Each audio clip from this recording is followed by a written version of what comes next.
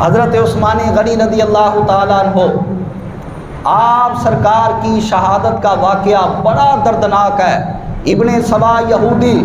اور دیگر بلوائیوں نے جب آپ کے گھر کا محاصرہ کر لیا اور یہ لوگ چاہتے تھے کہ آپ کو شہید کر دیا جائے، حضرت عثمان غنی رضی اللہ تعالیٰ عنہ کے گھر کا جب گھیراؤ کر دیا گیا، گھیرا ڈال لیا گیا اور آپ سے کہا گیا،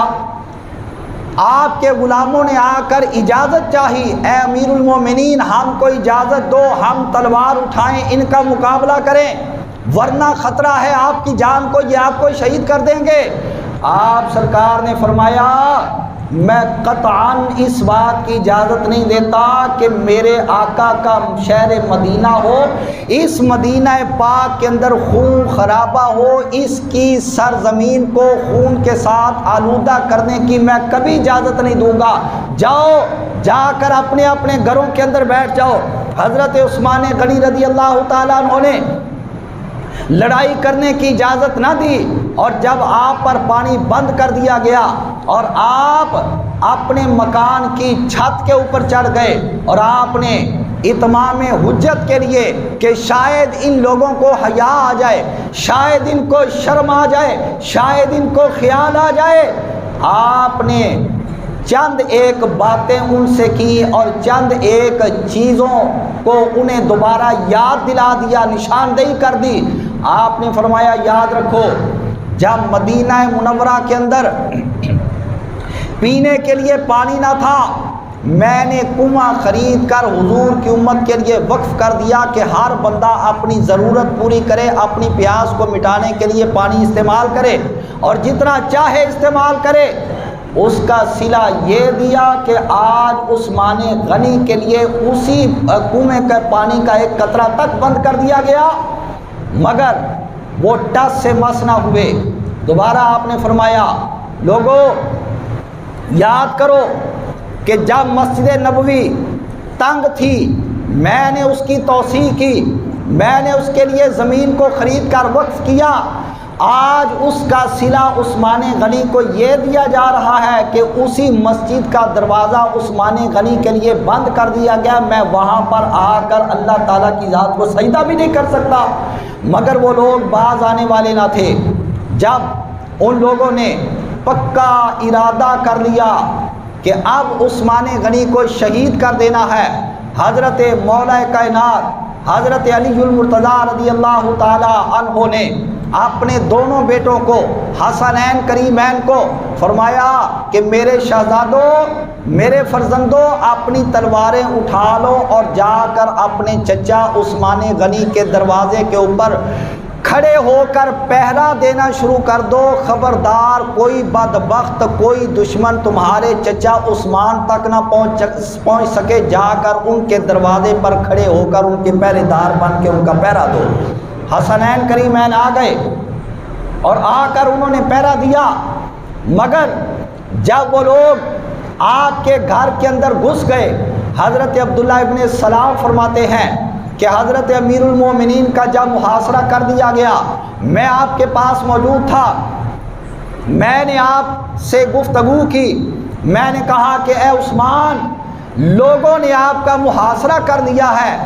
آپ نے فرمایا، جی ہاں محاصرہ کر لیا ہے، تو آپ اگر چاہیں تو ہم آپ کا دفاع کریں، تلوار اٹھائیں، مگر آپ نے تلوار اٹھانے کی اجازت نہ دی، اور حضرت عثمان غنی رضی اللہ تعالی عنہ آپ سرکار کو شہادت سے قبل ایک بار پھر اللہ کے پیارے محبوب علیہ الصلاۃ والسلام کی زیارت ہوئی، تو اس زیارت کے اندر کیا تھا؟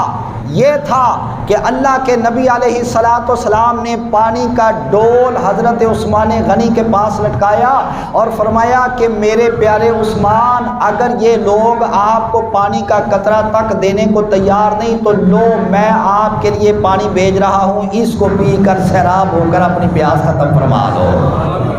تو معلوم یہ ہوا کہ حضرت عثمان غنی رضی اللہ تعالیٰ عنہ کو اللہ کے پیارے محبوب علیہ الصلاۃ والسلام نے ان کی شہادت سے پہلے خواب کے اندر آ کر پانی عطا فرما کے ان کو سیراب کر دیا تھا، ان کی پیاس کو ختم کر دیا تھا۔ اور حضرت عثمان غنی رضی اللہ تعالیٰ عنہ اپنے گھر کی چھت پر کھڑے ان سے گفتگو کرتے رہے، مگر جب انہوں نے مزید گھیراؤ تنگ کر دیا، محاصرہ تنگ کر دیا، اب وہ بدبخت آپ کے گھر کے اندر داخل ہو گئے۔ حضرت عثمان غنی رضی اللہ تعالیٰ عنہ کی داڑھی مبارک کو آ کر پکڑا۔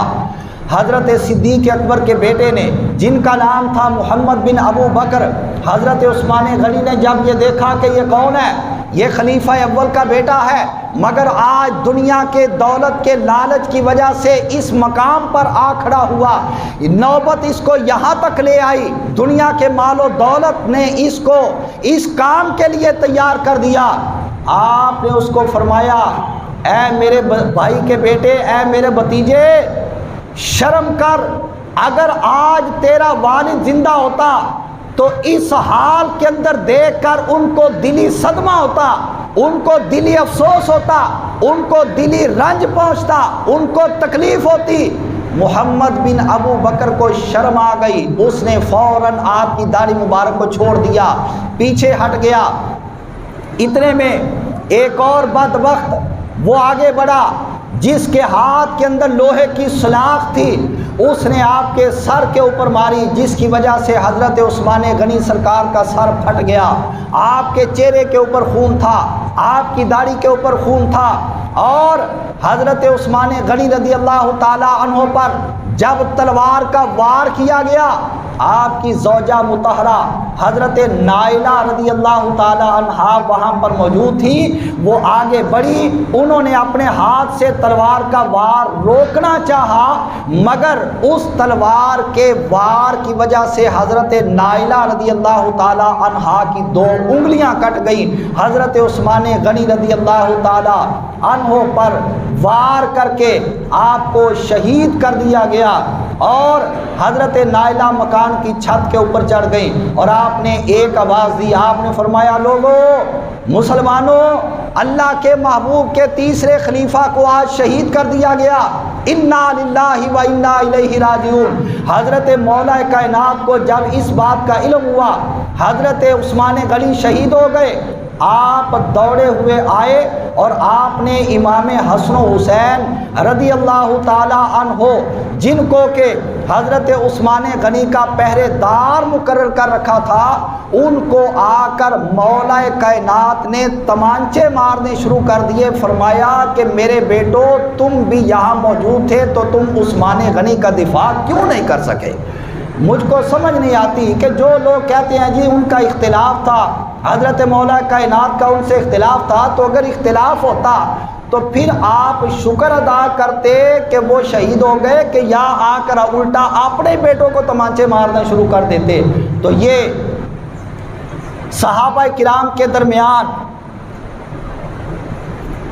مخالفت اور دشمنی کی فضا کو بیان کرنا یہ سراسر زیادتی ہے۔ جو بندہ ایسی باتیں کرے گا، قیامت والے دن اس کو اللہ کے محبوب کی کچہری کے اندر کھڑا کر کے اس سے حساب طلب کیا جائے گا، اور اس سے سوال کیا جائے گا کہ آج بتا، دنیا کے اندر رہتے ہوئے کس دلیل کی بنا پر تو اس طرح کی گفتگو کو ہوائیں دیا کرتا تھا، اور میرے صحابہ کے آپس کے اندر تو اختلافات بیان کیا کرتا تھا۔